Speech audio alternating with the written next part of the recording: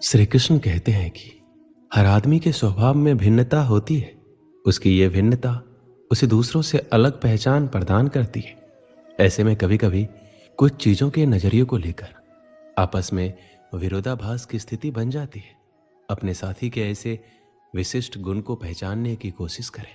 रिश्ते ऐसे बनाओ जिसमें शब्द कम और समझ ज़्यादा हो, झगड़े कम और नज़रिया ज़्यादा हो। कोई टूटे तो उसे सजाना सीखो, कोई रूठे तो उसे मनाना सीखो। रिश्ते तो मिलते हैं नसीब से, बस उन्हें खूबसूरती से निभाना सीखो। अपना और पराया क्या है, मुझे तो बस यही पता है। जो भावनाओं को समझे वो अपना, और जो भावनाओं से परे वो पराया। प्यार इंसान से करो उसकी आदत से नहीं, रूठो उनकी बातों से मगर उनसे नहीं, भूलो उनकी गलतियों पर उन्हें नहीं। क्योंकि रिश्तों से बढ़कर कुछ भी नहीं। जो दूर रहकर भी पास हो वो अपना, और जो पास रहकर दूर हो वो पराया। 1 मिनट लगता है रिश्तों का मजाक उड़ाने में, और सारी उम्र बीत जाती है एक रिश्ते को बनाने में। मित्रता एवं रिश्तेदारी सम्मान की नहीं, भाव की भूखी होती है। बशर्ते लगाव दिल से होना चाहिए, दिमाग से नहीं।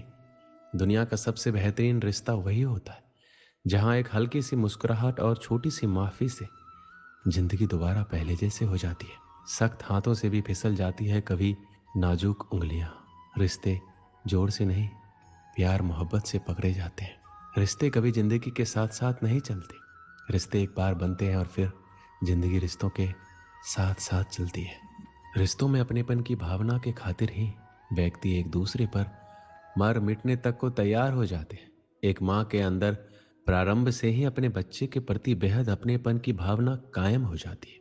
उसे अपना बच्चा सारी दुनिया से प्रिय एवं सुंदर लगता है। करीबी रिश्तेदारों से व्यक्ति अक्सर अपने मन की वो सभी बातें करते हैं जिन्हें वो अन्य व्यक्तियों से नहीं कर सकते। रिश्तेदार और परिवार व्यक्ति के बुरे समय में साथ खड़े होते हैं। ऐसे में एक अकेले व्यक्ति की पीड़ा पूरे परिवार और रिश्तेदारों की पीड़ा बन जाती है। वो एकजुट होकर मुसीबत से लड़ते हैं और मुसीबत को दूर भगाकर कामयाबी पाते हैं। खुशियों की तलाश में हम इधर से उधर भागते रहते हैं। खुशियों की तलाश में हम कभी लोगों का पीछा करते हैं और फिर कभी चीज़ों का।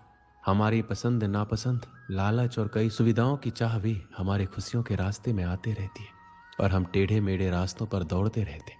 हमें लगता है कि सुख, सुविधा और धन का होना ही खुशियाँ हैं। हम अपनी खुशियाँ अपने अंदर नहीं बल्कि बाहर उन चीज़ों और लोगों में ढूंढते हैं जो सिर्फ 2 पल की खुशियां देकर गायब हो जाते हैं। पैसे और सुख सुविधाओं के साथ आप खुश हो सकते हैं, लेकिन आप लंबे समय तक खुश नहीं रह सकते। खुश रहने के लिए आपको सरल और साधारण होना पड़ेगा। जब आपका मन बिना किसी वजह और बिना किसी जरूरत के खुश रहने लग जाएगा, उस दिन आप सरल बन जाएंगे। श्री कृष्ण कहते हैं कि खुश होना सरल है, लेकिन सरल होना मुश्किल है। श्री कृष्ण कहते हैं कुछ दिल के रिश्ते सरेआम नहीं होते, सिर्फ महसूस किए जाते, परंतु उनके नाम नहीं होते। रिश्ते हम एक दूसरे पर भरोसा करने और विश्वास करना सिखाते हैं। जब हमें खुद पर भरोसा होता है तो हम अपने जीवन में हर मुश्किल का सामना कर सकते हैं और हर कुछ पा सकते हैं और अपने सपनों को हासिल कर सकते हैं। हमारे रिश्तों को याद रखना महत्वपूर्ण है, क्योंकि वो हमें जोड़े रखते हैं और हमें अलग होने से रोकते हैं। किसी भी रिश्ते में, जैसे कि आपकी बहन, भाई, माता पिता और रिश्तेदारों के साथ, रिश्तों को मजबूत बनाना चाहिए। हमें हरदम एकजुट रहना चाहिए ताकि हम मुश्किल हालात में हार ना माने। एक रिश्ते में दुनिया आती जाती रहती है, फिर भी दोस्ती दिलों को मिला देती है। वो दोस्ती ही क्या जिसमें नाराजगी ना हो, पर सच्ची दोस्ती दोस्तों को मना ही लेती है। अंत का जश्न मनाए, क्योंकि वो नई शुरुआत से पहले होते हैं। ये एक अच्छा संकेत है। टूटे हुए दिल का होना इसका मतलब है कि हमने किसी चीज के लिए प्रयास किया है। यदि यह तुम्हें नष्ट कर रहा है तो ये प्रेम नहीं है। ये खराब रिश्ता आपको उस समय की तुलना में अधिक अकेलापन महसूस कराएगा जब आप अकेले थे। रिश्ते खून के नहीं होते, रिश्ते एहसास के होते हैं। अगर एहसास हो तो अजनबी भी अपने होते हैं, और अगर एहसास ना हो तो अपने भी अजनबी हो जाते हैं। केवल उन पर भरोसा करें जो आप में निम्न 3 बातें देख सके: आपके हंसी के पीछे का दर्द, आपके गुस्से के पीछे का प्यार, आपके खामोशी के पीछे का कारण। रिश्ते कांच की तरह होते हैं, टूट जाए तो चुभते हैं। इन्हें संभाल कर हथेली पर सजाना, क्योंकि इन्हें टूटने में 1 पल और बनाने में बरसों लग जाते हैं। कोशिश करो कि कोई तुमसे ना रूठे, जिंदगी में अपनों का साथ ना छूटे। रिश्ता कोई भी हो उसे ऐसे निभाओ कि उस रिश्ते की डोर जिंदगी भर ना टूटे।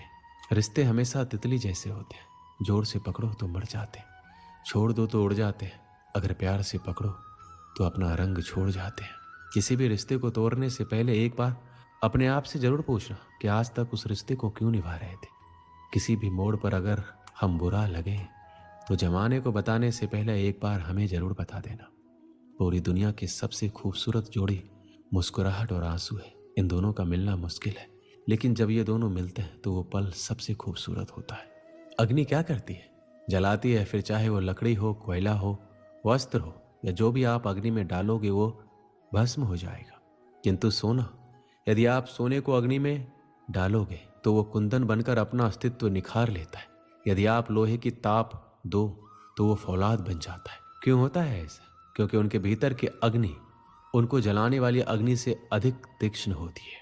ये अग्नि है पवित्रता की। यदि आपका निश्चय दृढ़ है, आपके विचार पावन है तो कुंदन बनकर निकलेगा, फौलाद बनकर निखरोगे, भीतर से बल पाओगे और कोई आपके साथ अनिष्ट नहीं कर पाएगा। नदी का जल मीठा होता है, सागर का जल खारा और किसी नाले का जल दुर्गंध से भरा। क्यों? नदी का जल मीठा होता है क्योंकि वो सबको जल देती है। सागर जल लेता है इसलिए खारा होता है और नाला उसका बहना रुक जाता है और इसी कारण से वो दुर्गंधपूर्ण हो जाता है, किसी काम का नहीं रहता। हमारे जीवन में कुछ ऐसा ही होता है। यदि नदी की भांति जीवन में कुछ देना सीखो तो जीवन में मिठास बनी रहेगी। यदि सागर की भांति बांटने के स्थान पर केवल संचय करते रहो तो मन में खटास बढ़ती रहेगी। और यदि नाले की भांति बहना छोड़ दो, कर्म करना छोड़ दो तो किसी काम के नहीं रहोगे। इसलिए बिना किसी विराम के कर्म करते रहो और जो कुछ भी आपके पास है उसे बांटना सीखो। एकलव्य एक निषाद बालक था। वह धनुर्विद्या में प्रवीण होना चाहता था। इसके लिए गुरु द्रोणाचार्य से धनुर्विद्या की शिक्षा प्राप्त करना चाहता था। एक दिन वह गुरु द्रोणाचार्य के पास पहुंचा और अपना शिष्य बना लेने का निवेदन किया। गुरु द्रोण केवल क्षत्रिय राजकुमारों को ही धनुर्विद्या सिखाते थे, इसलिए उन्होंने एकलव्य को धनुर्विद्या सिखाने से मना कर दिया। एकलव्य लौट गया। गुरु द्रोण के द्वारा मना कर देने पर भी उसने धनुर्विद्या को पूरे लगन से सीखने का प्रयास किया। उसने मिट्टी से गुरु द्रोण की प्रतिमा का निर्माण किया और उसे अपना गुरु मानकर धनुर्विद्या का अभ्यास करने लगा। गुरु द्रोण पांडु पुत्र कौरव को धनुर्विद्या की शिक्षा दे रहे थे। एक दिन वो पांचों पांडवों को लेकर जंगल में गए। एक कुत्ता भी उसके साथ था। जंगल में जाकर कुत्ता भौंकते हुए एकलव्य के आश्रम में घुस गया। एकलव्य उस समय गुरु द्रोण की प्रतिमा के सामने धनुर्विद्या का अभ्यास कर रहा था। कुत्ते का भौंकना उसका ध्यान भंग करने लगा। उसने बाणों से कुत्ते का मुंह इस प्रकार बंद कर दिया कि कुत्ते को कोई चोट भी नहीं आई। कुत्ता जब गुरु द्रोण और पांडवों के पास पहुंचा तो उसको देखकर दंग रह गए। वो उसके साथ एकलव्य के आश्रम में पहुंचे और उसे गुरु द्रोण की प्रतिमा के सामने धनुर्विद्या का अभ्यास करता हुआ पाया। गुरु द्रोण ने उससे पूछा, क्या कुत्ते का मुंह बाणों द्वारा उसने ही बंद किया है? तो उसने हाथ जोड़कर सिर झुका लिया। गुरु द्रोण उसकी धनुर्विद्या से बहुत प्रभावित हुए और उससे पूछा, तुम्हारा गुरु कौन है? एकलव्य ने गुरु द्रोण का नाम लिया। गुरु द्रोण चकित रह गए। उन्होंने कहा, मैंने तो तुम्हें कभी धनुर्विद्या नहीं सिखाई, तो मैं तुम्हारा गुरु कैसे हुआ? एकलव्य ने उन्हें बताया कि वह निषाद पुत्र है, इसलिए गुरु द्रोण ने उसे धनुर्विद्या की शिक्षा देने से मना कर दिया था। लेकिन वह निराश नहीं हुआ और गुरु द्रोण की प्रतिमा को गुरु मानकर अभ्यास करने लगा। इसलिए उसके गुरु द्रोण ही है और जो कुछ भी सीखा है उनके ही सानिध्य में सीखा है। गुरु द्रोण एकलव्य की लगन देखकर प्रभावित हुए, किंतु वो जान गए कि एकलव्य एक महान धनुर्धर है। वह अर्जुन से भी श्रेष्ठ है और गुरु द्रोण अर्जुन को सर्वश्रेष्ठ धनुर्धर बनाने का वचन दे चुके थे। इसलिए उन्होंने एकलव्य से कहा, तुम्हारे अनुसार मैं तुम्हारा गुरु हूं, तो तुम्हें मुझे गुरु दक्षिणा देनी चाहिए। एकलव्य ने कहा, गुरुवर आप जो कहें, मैं गुरु दक्षिणा देने को तैयार हूं। गुरु द्रोण ने गुरु दक्षिणा में एकलव्य से उसका अंगूठा मांग लिया। किसी भी धनुर्धर के लिए अंगूठा अत्यंत महत्वपूर्ण होता है। उसकी ही सहायता से वह धनुष बाण चला पाता है। गुरु द्रोण के अंगूठा मांगने के पीछे की मंशा ये थी कि एकलव्य अर्जुन से अच्छा धनुर्धर ना बन पाए। एकलव्य ने एक क्षण भी नहीं सोचा और अपना अंगूठा काटकर गुरु द्रोण को समर्पित कर दिया। उसके बाद वह बिना अंगूठे के ही धनुर्विद्या का अभ्यास करने लगा और उसमें भी निपुण हो गया। इस कहानी से हमें यही सीख मिलती है कि समर्पण, लगन और दृढ़ निश्चय किसी भी परिस्थिति में सफलता प्राप्त करने के महत्वपूर्ण तत्व होते हैं। जब हम किसी लक्ष्य की ओर बढ़ते हैं तो समर्पण हमारे मन और शरीर को एक मानसिकता में लाता है, जिससे हम विफलता के डर से मुक्त होते हैं और हमारी ऊर्जा एकजुट होती है। लेकिन ये दर्शाती है कि हमें अपने लक्ष्य की प्राप्ति के लिए अपनी सारी मेहनत और उम्मीद लगानी चाहिए। यदि हम सिर्फ अपने लक्ष्य की ओर सिर ही फेर देते हैं तो हमारे सपने कभी हकीकत नहीं बन सकते। इसके साथ ही दृढ़ निश्चय भी महत्वपूर्ण होता है। जब हम दृढ़ निश्चय से काम करते हैं तो हमारी संघर्षपूर्ण शक्ति बढ़ती है और हम किसी भी मुश्किल से निराश नहीं होते। जीवन में सफलता पाने के लिए समर्पण, लगन और दृढ़ निश्चय के साथ मेहनत करना आवश्यक होता है, चाहे हमारा लक्ष्य कितना भी मुश्किल क्यों ना हो। दोस्तों, इस वीडियो में बस इतना ही। मिलते हैं अगली वीडियो में। अपना ख्याल रखिएगा। जय श्री कृष्ण।